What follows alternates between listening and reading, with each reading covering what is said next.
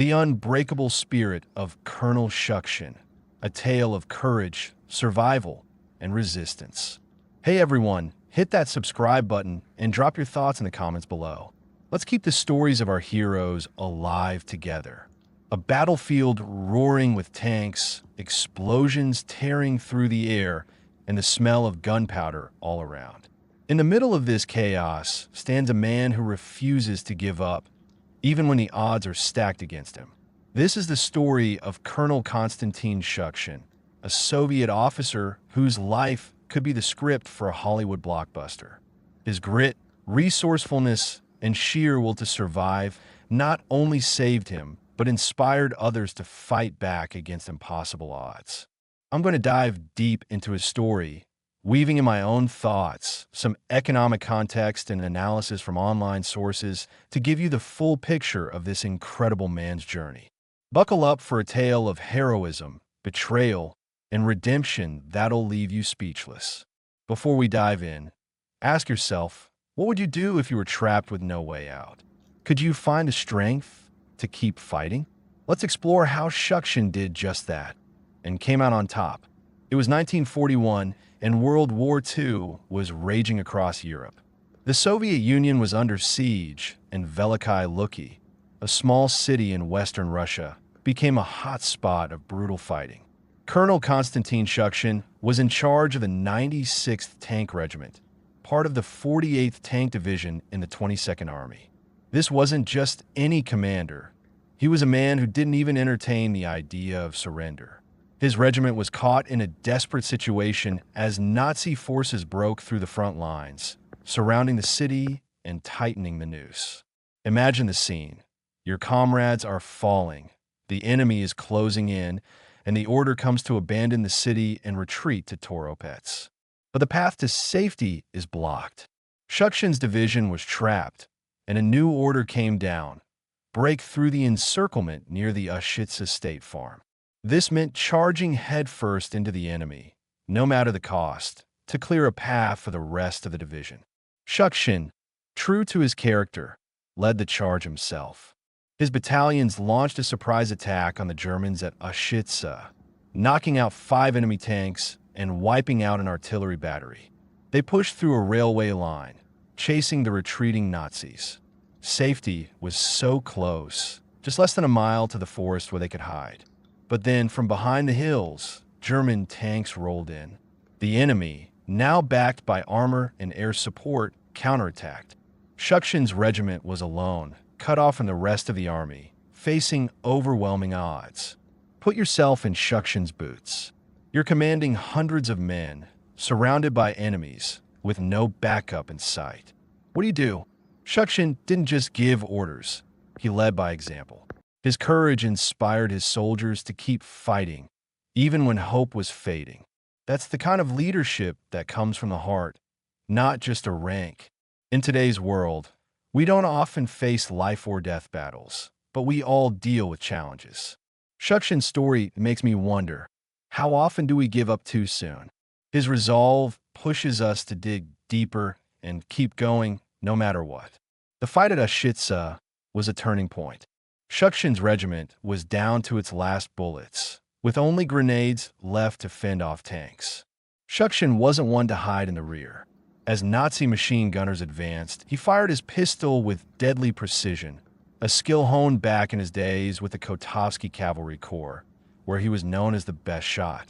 He counted each bullet. 1, 2, 3, 4, 5, 6, 7. But he saved the last one for himself. Surrender? Not an option. In the final moments, as his men struggled to hold the line, Shukshin grabbed a fallen sergeant's rifle and shouted, "Forward," leading a desperate charge. An explosion nearby cut him down, and he collapsed, slipping into unconsciousness. The Nazis picked him up, assuming he was done for. One German soldier wanted to finish him off, but another suggested a crueler fate: leave him on the road to be crushed by passing tanks. They thought that was the end of Colonel Shukshin, but fate had other plans. Other Soviet prisoners, risking their own lives, dragged their commander to safety, saving him from certain death. How did Shukshin survive? Was it pure chance or something bigger? Moments like these make you wonder about the fine line between life and death. The Germans thought they'd sealed his fate, but they underestimated the power of camaraderie. Those Soviet prisoners, themselves in dire straits, refused to abandon their leader. It's a reminder that even in the darkest times, humanity can shine through. What do you think? Would you risk everything to save a stranger? Shukshin's story shows us the power of standing together. Capture was just the beginning of Shukshin's next trial. He was sent to Nazi prison camps, enduring starvation, humiliation, and backbreaking labor. Eventually, he ended up in Belgium, working in the Eisden coal mine. The work was grueling, but Shukshin didn't just survive. He kept looking for a way to fight back. By 1943, he connected with the Belgian resistance. This was a game changer. With 30 other Soviet prisoners, he orchestrated a daring escape. But Shukshin wasn't content to just save himself. He wanted to hit back at the Nazis. He formed a partisan group called For the Motherland, operating along the Belgian-Dutch border. Economic context: Belgium under Nazi occupation. To understand Shukshin's world, let's look at Belgium during the war. The Nazis occupied the country in May 1940, turning it into a resource hub for their war machine. Coal mines like Eisden were critical, supplying coal for German steel and energy production. Historical records show Belgium produced about 23 million tons of coal annually during the war, much of it shipped to Germany. Soviet prisoners like Shukshin were forced to work in these mines, enduring 12-hour shifts with barely 1,200 calories of food a day, hardly enough to survive. Belgium's economy was gutted, with locals also suffering from food and resource shortages. In this harsh environment, escaping was an act of incredible bravery, defying not just the Nazis, but the entire system they'd built. Working in a mine, knowing your labor fuels the enemy, is a soul-crushing ordeal. Yet Shukshin didn't give in. He didn't just endure, he planned, connected, and acted. His story is a wake-up call. We all face moments when life feels like a grind, but Shukshin's example shows us that even in the worst conditions, you can find a purpose. What keeps you going when things get tough? For Shukshin, it was the fight for freedom. After his escape, Shukshin didn't hide. He rallied fellow escapees and formed the For the Motherland partisan group, becoming a thorn in the Nazis' side. They ambushed convoys, seized weapons, and blew up supply lines. In 1944, Shukshin's group joined forces with another partisan unit led by Lieutenant Ivan Dyakin. Together, they wreaked havoc. 24 trucks destroyed, 6 trains carrying tanks derailed, 4 bridges blown up, 18 ammunition depots obliterated, 841 soldiers and 53 Gestapo agents taken out. Operating in Limburg, a key industrial region, was no easy task. The Nazis heavily guarded the area's railways and factories, vital to their war effort. But Shukshin's group used local knowledge, support from Belgian civilians, and guerrilla tactics to strike hard and vanish fast. Analysis: why partisans were so effective. Partisan warfare was a game changer in World War II. In Belgium alone, around 30,000 partisans disrupted Nazi operations. Their attacks, destroying bridges, derailing trains, caused delays that crippled German logistics. For example, a single derailed train could stall an offensive for days or weeks. Shukshin's group mastered hit-and-run tactics, targeting weak points like supply lines and small garrisons. It was classic guerrilla warfare, outsmarting a stronger enemy through speed and surprise. My take: lessons from guerrilla warfare. Shukshin's partisans show what a small, determined group can achieve. They had no tanks or air support, just grit and strategy. It makes me think about today's challenges, whether it's fighting for a cause or tackling a tough project.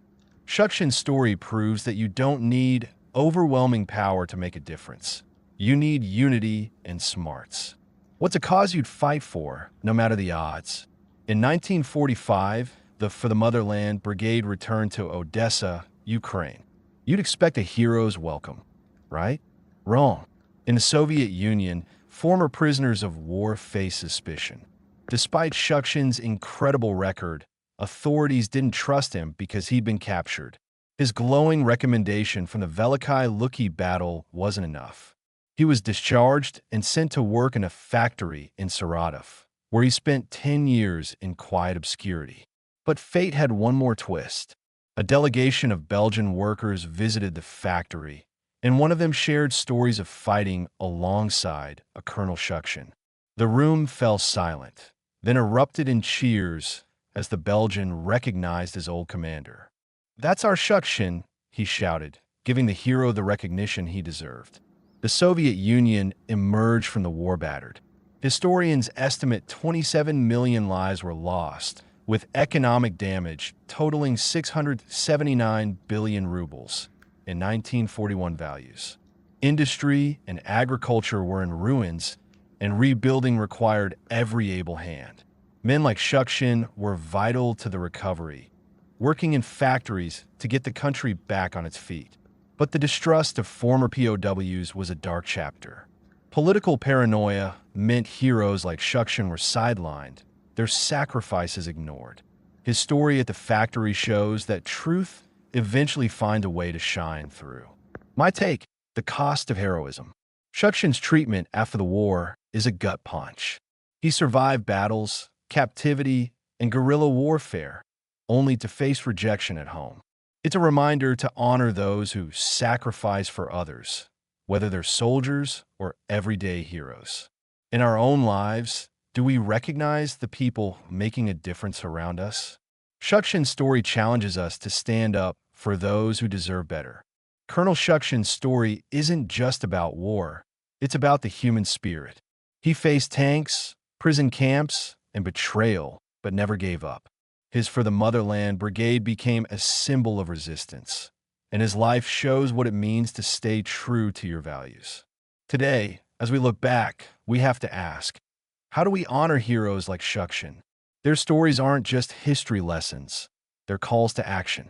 In a world full of division, Shukshin's example reminds us to stand united and keep fighting for what's right. Don't just read this story, share it.